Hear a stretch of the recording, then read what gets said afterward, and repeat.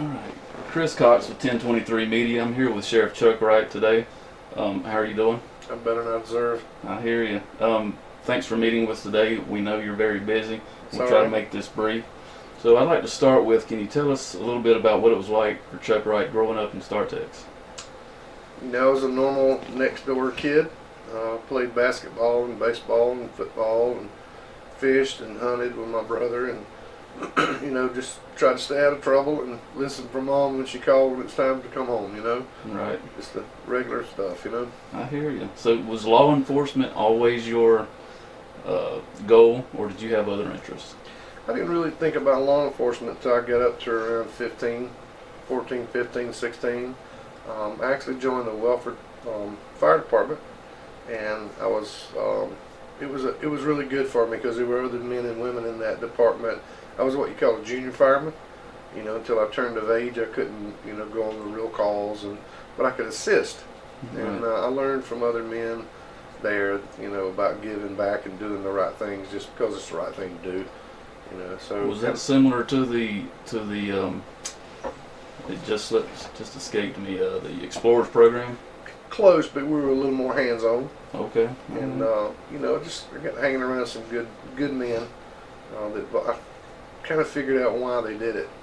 It was a need, and they said if you depend on everybody or wait for everybody else to do something, it might not get done. Right. So I just learned to volunteer some time, and it was a good place to hang out other than the other places that a 16-year-old could be hanging out. Right. And I got to watching the county police at that time, and my cousin was in law enforcement. I saw how professional, that the county was doing, and I made my mind up. If I was going to do anything, it was going to be with Spartanburg County. Right. So I was fortunate. I married my wife, Kim. Her father was a trooper, and he helped me through the step processes. He kind of coached me up, and he told one of the lieutenants, he said, look, my son-in-law, he doesn't go out and mess around like most kids his age do, and very responsible. Can you give him a look? Right. So from there, the door was open, and here I am. Very good. You've been very vocal on your stance about sanctuary cities and illegal immigration, which has led to a little bit of backlash. Can you tell us your feelings on that? Yeah, I'm not against immigration at all. I'm against illegal immigration. There are ways that our country has made it to where you can come in and be a part of our society, and we accept you. I made a post not long back about I don't care where you come from or what religious backgrounds you pursue or believe in, but stop trying to make me believe the way you believe. I believe in Jesus Christ, and I believe in the Holy Bible, and I believe in treating people good. You're supposed to do the right thing even when nobody's looking. And I just want people to quit trying to change America to fit what they just ran from. That's really all. I was called racist, and I'm like, I didn't say anything about race. Right. At all. Right. I'm not going to say anything about race, because I can prove in that Bible God created all mankind in His like image. It says it in Genesis 1:27. It says, I created mankind in my like image, and in my like image I created male and female. He didn't say nothing about black and white, or Hispanic, or Laotian, or where you were born. He said male and female. So I respect people. I don't like what people do, Right. but I respect people. Right. Okay. So you mentioned the Bible, so can you tell us a little bit about your faith and how it affects how you do your job? I have tried to do things on my own, and it's always a struggle. I tried to learn to be the right type of husband to my wife, and it's a struggle. But when I started having I'm not religious at all. I just got a relationship with Jesus Christ. So when I started listening to what He wants me to do and really seeking, in this Bible, in this book, it'll tell you how to run your business, how to raise your children, how to treat your mankind, how to agree to disagree, excuse me, in a proper manner, and how to show people that, this is the way of life. It's just truth. It taught me to be a better husband. Certainly taught me to be a better sheriff. Because I don't believe this sheriffing thing is about me anyway. It's about us.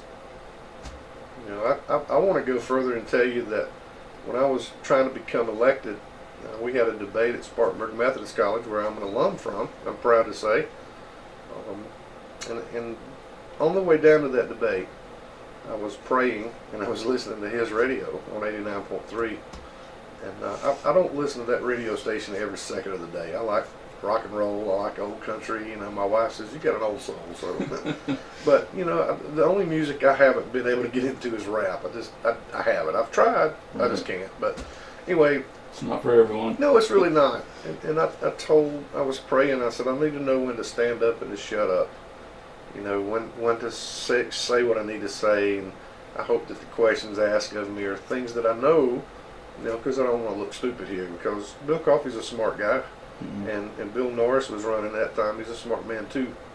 So on his radio, they had these 89.3 funnies, and it said, "Welcome to the weapon store of Israel, son. Can I get you a knife or a gun?" And the little kid said, "No. I just want 5 smooth stones and a sling." So he says, "What you going after?" He says, "I'm gonna go after that Philistine giant named Goliath." And he says, "Well, you're not going to win." He said, "You need to save your money and get you a gun." He said, "It's not my business whether I win or lose. It's my business to just be faithful." And I was like, you know, I heard you. That's it. So further that, I went to the debate. I did really good. I was real proud of what was said and done there. I got a standing ovation, and had a lot of business people come up and said, we like what you're saying, and we want to give you that opportunity. So my wife even told me, she said, "I've never heard you speak like that. It was great." So I told her the story. So I wanted to show you that I've got these 5 smooth stones that I keep in my pocket. And it's just a reminder. It's just a reminder that this is not about Chuck Wright. This is about us. This is about me being faithful. This is about God's blessings. I know I got the 5th one in there somewhere. I got so much in my pocket. Come on. But that's what that's about. It's about just reminding myself, you know, when I start thinking about things being tough, I just remember the 5 smooth stones. And it wasn't about the winning. It was about the being faithful. No. I'd love to tell you I do a lot of things right, but it's only by God's mercy and grace. That's right. Yeah. That's amazing. Yeah. I've had those since 2004. And you carry them everywhere you go? Well, 99% of the time. You know, if I'm going hunting, I don't like to keep them in there because Right. I might lose them. Right. You know, but the majority of the time, I keep those in my pocket. And it's just a reminder, again, you know, pray about stuff. Get your answer. That's right. So your comments on the burning of the American flag drew some backlash from the left. Can you talk? Imagine that. Imagine that. Can you talk a little bit about the state of our country when you're vilified for being patriotic? Yeah, I don't really care. I'm just going to let you know. I don't want to fight with people. But you know, sometimes you have to. Sometimes you have to stand your ground. And I'm going to stand my ground with that. For every American soldier that has went anywhere and served their country under the cover of that American flag and what it stands for. It stands for freedom. It stands for you and I don't have to agree on how things are ran, but we can respectfully agree to disagree, but still live the American dream. It's bigger. It stands for God. Yeah, I don't like it when people burn it, and I'm not good with it. And I hope that President Trump, who I think is the greatest president of our time, I hope that he makes it a law if you get caught burning an American flag, you can be charged with that, because I will flat do it. I thought it was. I was surprised to know that it wasn't. So it's not. It is not. Not that I'm aware of. It's under the First Amendment, I guess, maybe. Yeah. Well, I thought it was I illegal think to desecrate the flag or burn it. So well, I thought that I think it's just not a good thing to do is to do that, but I think that goes into, because you know the left wants to create everything hate speech. It really puzzles me that the leftists are wanting everybody to be tolerant except themselves.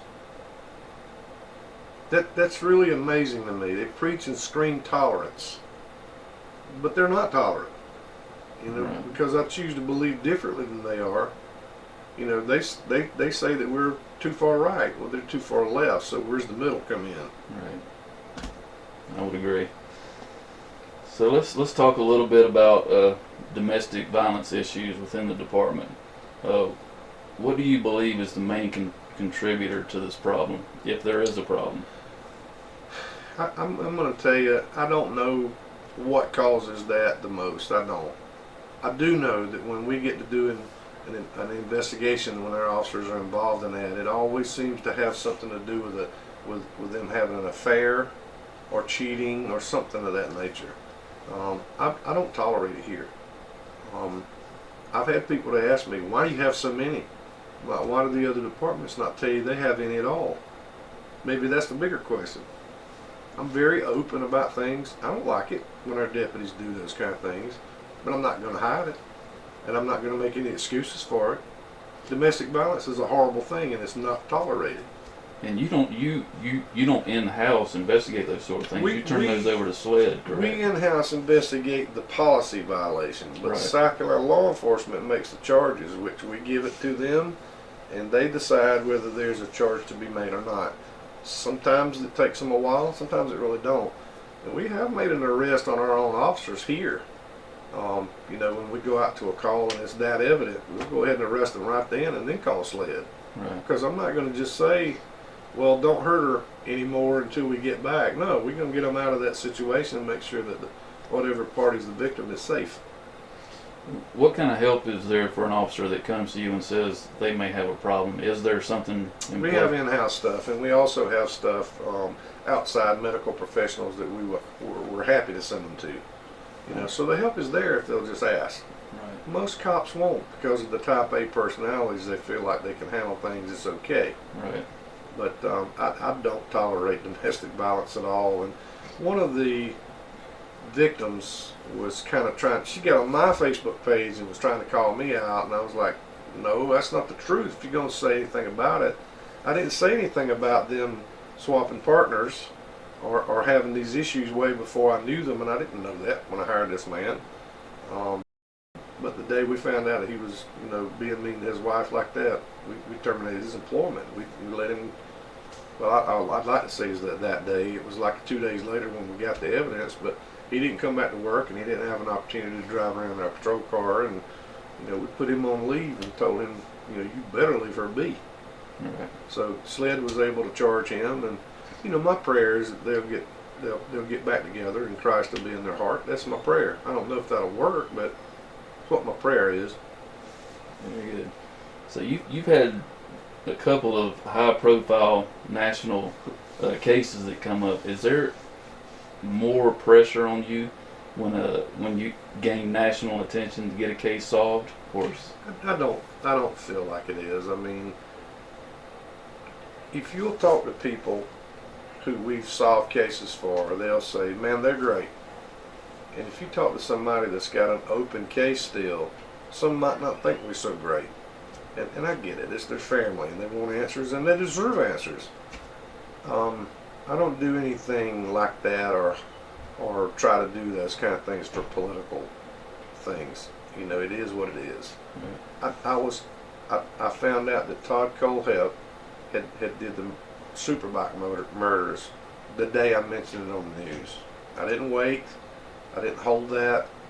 You know, I promised the family. I said the day I find out about it, if at all possible, I'm going to tell you. Well, it was possible, so I waited, and that's why it was like 11:30 at night before I ever made the announcement, because I didn't get a chance to get into all the families, you know. And then when I did, I was able to tell everybody on the news what the good news was, and that was that. I watched the documentary.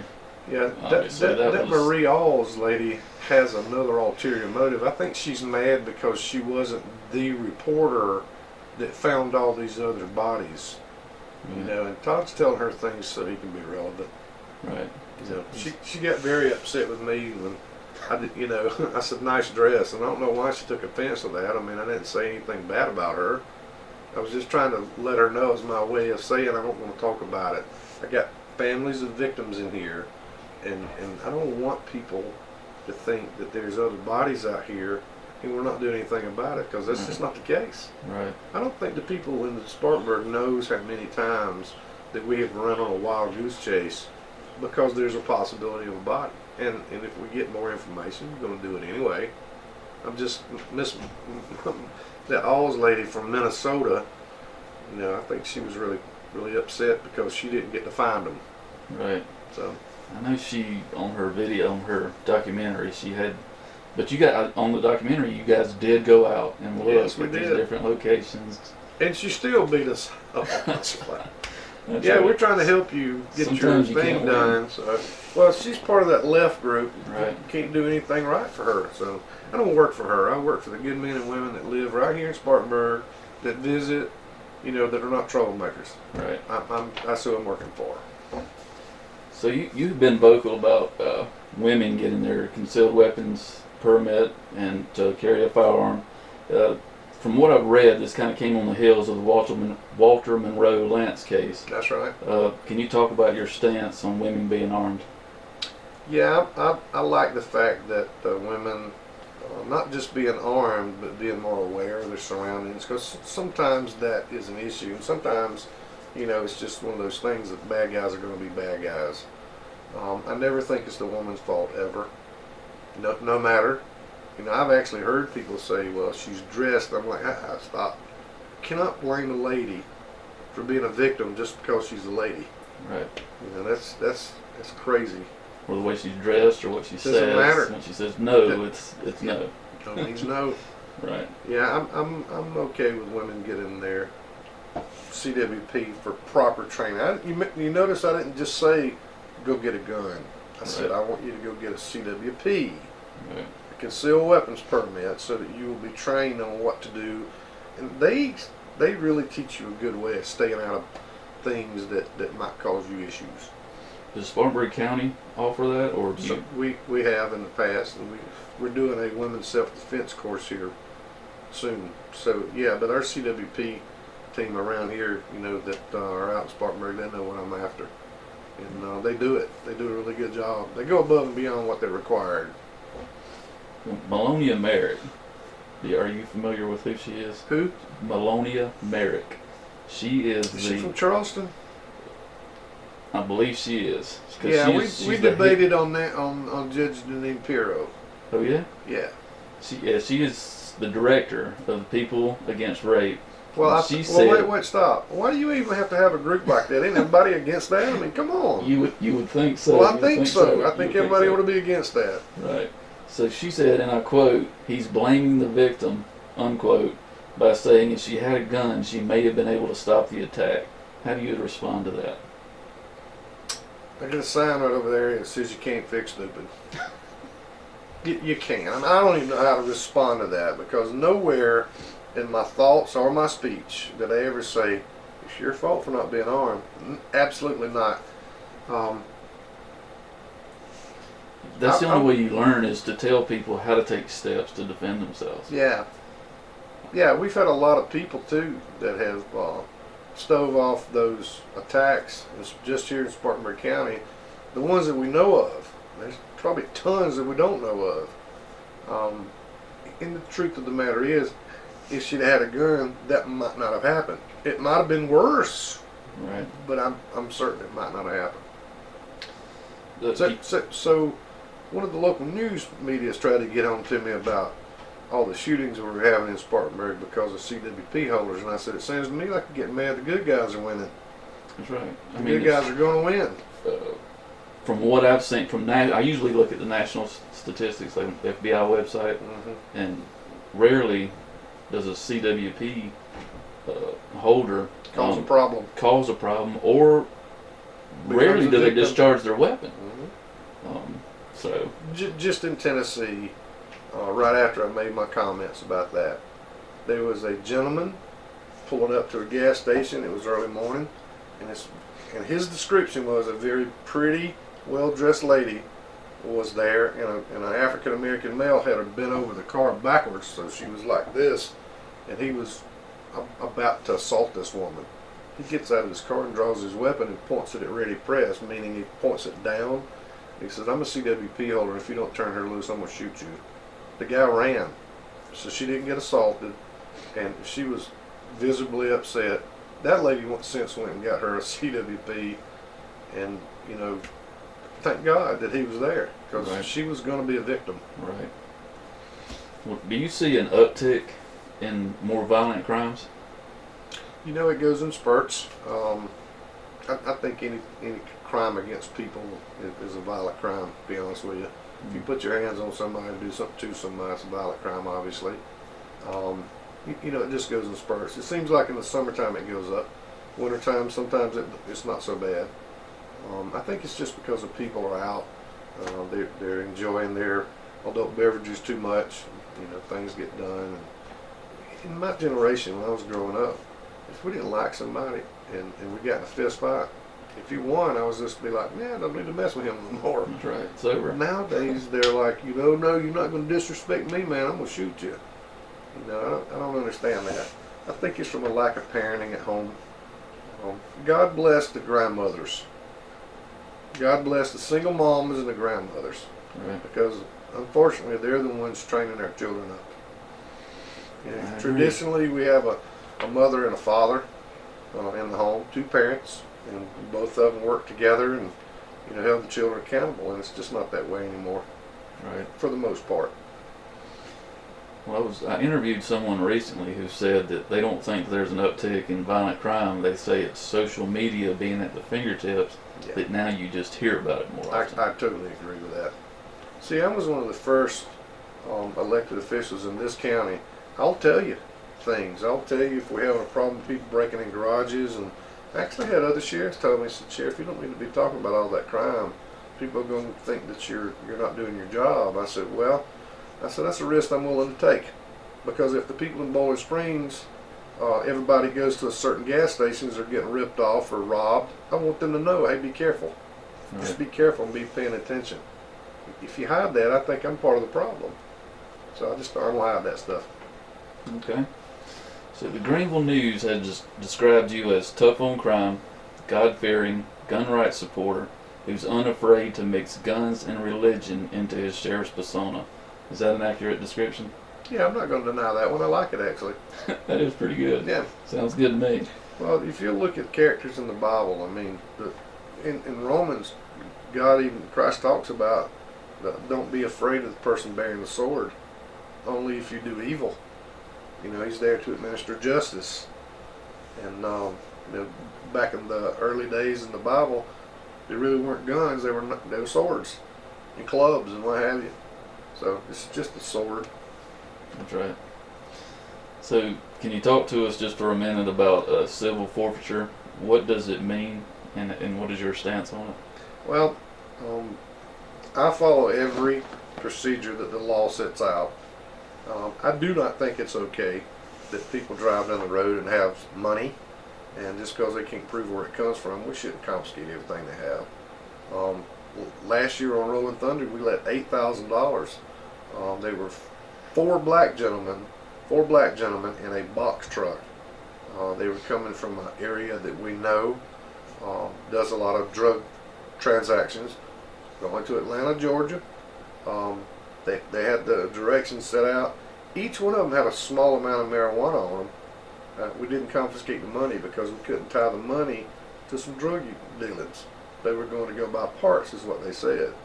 So instead of taking the money and hoping for the best, we followed the procedure of the law and give them the benefit of the doubt and let them go away with it. We also let $20,000 go down the road because we couldn't tie that in, you know, with any kind of illegal activity. And once we can't tie it in, the law says we don't have a right to confiscate it. So I believe in confiscating money, taking guns and cars and whatever, you know, if it's fruit of the poison tree. But if I can't prove that in court, then I'm not going to waste your time and I'm not going to aggravate people. I know other people that do this that are like, well, a lot of them don't show up for court and it gets signed over. Yeah, that's all well and good, but what if you are talking to somebody because, you know, people don't trust the government a lot right now. And it's not that uncommon for people to have cash. So I follow the law. I believe in it. And until they make me quit, I'm going to keep getting bad guys drug dealers and those kind of people, I'm going to keep taking their money as long as the courts allow it. I'm only going to do it when it's right. Then we're going to do what we can do with it. So what is the so when you confiscate something, you confiscate it from on the street at the Right. location. Right. Let's just say we confiscate $100,000. I have to take and fill out all the proper documentation, why we did it, the articulation of why we did it, and then when we go to confiscate it, they have a right to come to court. We go before a judge. We don't just sit around here and make the rules up. We have to go in front of a court and a judge to do a seizure on that money. And if the court sees that we did it right, then they award us the money. And that's the way it works. It's not just okay, I got it, and you can't have it back. We just don't do it that way. Right. And the way the Greenville News was doing that taking thing, just like we see money in the back of your car, we just reach in and grab it and go away, have a good day. Well, that's theft. Right. So they were so inaccurate about that. They even rode with us on Rolling Thunder, and they still lied about it. So, not very happy with that one. Is that where most of the seizures come from? Is Rolling Thunder? No, we got a team that goes out and does that, and it happens every single day. If it fits the law. If it don't fit the law, then it don't fit the law, and we let it go. Can you talk a little bit about Rolling Thunder? Yeah, I mean, we put this together as a concerted effort for people to come all around the state that is specially trained in this area to stop cars that are legally doing something wrong, not just people that, they look like they might be a drug dealer. No, we don't have a traffic stop on them. We can't stop them, and we don't.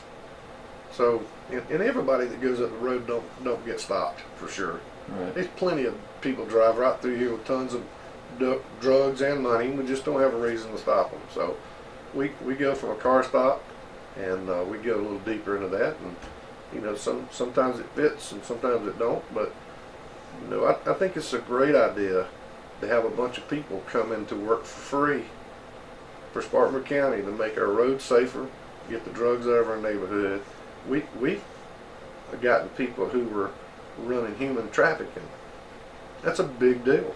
That is a huge deal. It was a 16-year-old Hispanic kid that said, I hadn't seen my mom since I was 12. Now, I got a kid that's about that age, and I was like, it upset me. I was like, I can't imagine not seeing my son for that long. And he was tucked up underneath the dash. He was riding from Texas underneath the dash. They were going to take him to New York, and he was going to be in either the drug or the sex slave. That's what he was going to be. And the three girls that were with him, same thing. Rescued them. You should have seen the reunion here when he got to see his mom for the first time. They both, man, I started crying too. I was like, good gosh. So how old was he? He was 16 when we got him. He That's hadn't seen 4 his years, family since man. 12. Wow. Well, mentioning the human trafficking, is that... I It really is a don't even problem. think about that in Spartanburg County. Is it a problem here? Spartanburg, Greenville, Charlotte, Atlanta, absolutely, it's a problem. One is 1,000,000 times too many. Right. Wow. All right. So in 2000, wait a minute. In 2019, at the Bronze Elephant Banquet, you announced that you'd be running again in Yes, sir. 2020. And I quote, you said, "We still have a lot to accomplish." What would you like to have accomplished or have left to accomplish when you're reelected in November? It's the same things. I keep wanting to pound in on drugs. I want to make sure that our neighborhood, the gang units are out here. The gang units are out here working daily. I want the neighborhoods to be better. I want the theft to go down. And we can do that if we just pull together. There's a lot of things that we could help you with, but people won't talk. We still got people that don't trust the police. I get it. Some of the things they don't trust us for is kind of our fault. Now, in Spartanburg, I tell them as soon as I elect, I get them in here, I give them the badge. After I swear them in, I tell them there's 3 things that you will not do here. Sexual harassment, insubordination, and racial prejudice. I'm not having that. We're going to be better than that. I don't like the deputies to have to fight people, but I always tell them, you have to hit them one more time extra.